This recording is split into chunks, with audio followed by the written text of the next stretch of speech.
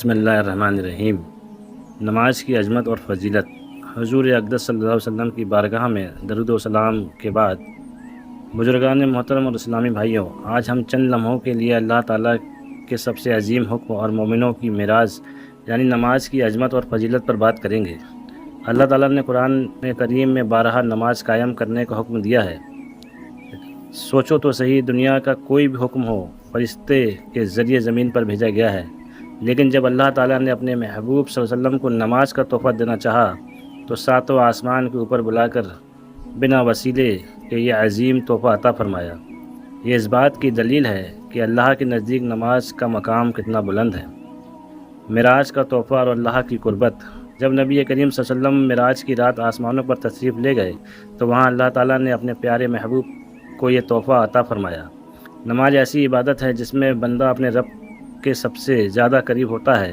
سجدہ وہ حسین لمحہ ہے جہاں بندہ دنیا کی ہر فکر سے بے نیاز ہو کر اپنے مالک کے سامنے سر بسجدہ ہو جاتا ہے، اور حدیث مبارک کا مفہوم ہے کہ بندہ اپنے رب کے سامنے سب سے زیادہ سجدے کی حالت میں ہوتا ہے۔ دین کا ستون۔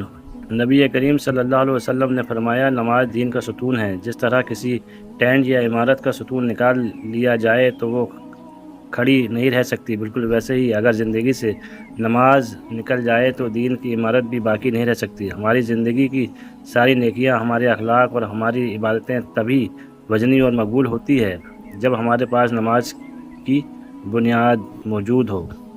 قیامت کا پہلا سوال۔ بزرگان دین فرماتے ہیں کہ قیامت کے دن سب سے پہلا سوال جس اعمال کے بارے میں ہوگا وہ نماز ہے۔ اگر نماز کا حساب آسان ہو گیا تو پوری زندگی کے اعمال آسان ہو جائیں گے، اور اگر پہلی ہی منزل پر رکاوٹ آ گئی تو معاملہ ناامید کی طرف چلا جاتا ہے۔ اس لیے ہماری سب سے پہلی فکر اور ترجیح نماز ہونا چاہیے، نہ کہ دنیا کا دوسرا کام۔ گناہوں کا کفارہ۔ حضور اکرم صلی اللہ علیہ وسلم نے ایک بڑی پیاری مثال دے کر سمجھایا ہے کہ اگر کسی کے دروازے کے سامنے نہر ہو اور وہ روزانہ اس میں 5 بار غسل کرے تو کیا اس کے جسم پر کوئی میل باقی رہے گا؟ صحابہ رضی اللہ عنہ نے کہا، یا رسول اللہ، بالکل میل باقی نہیں رہے گا۔ آپ صلی اللہ علیہ وسلم نے فرمایا، یہ 5 وقت کی نمازیں ہیں، اللہ ان کے ذریعے گناہوں کو اس طرح مٹا دیتا ہے جیسے پانی میل کو مٹا دیتی ہے۔ اس کا مطلب یہ ہے کہ دن میں 5 بار جو بھی چھوٹی موٹی غلطیاں کوتاہیاں ہو جاتی ہیں، اللہ اس نماز کے ذریعے مٹا دیتا ہے۔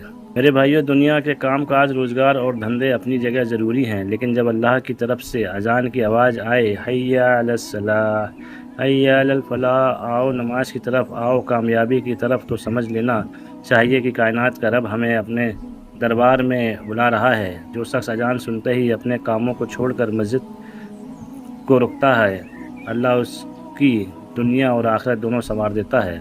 اللہ سے دعا ہے وہ ہم سب کو 5 وقت کی نماز مسجد میں باجماعت ادا کرنے کی توفیق عطا فرمائے اور نماز کو ہماری آنکھوں کی ٹھنڈک بنا دے۔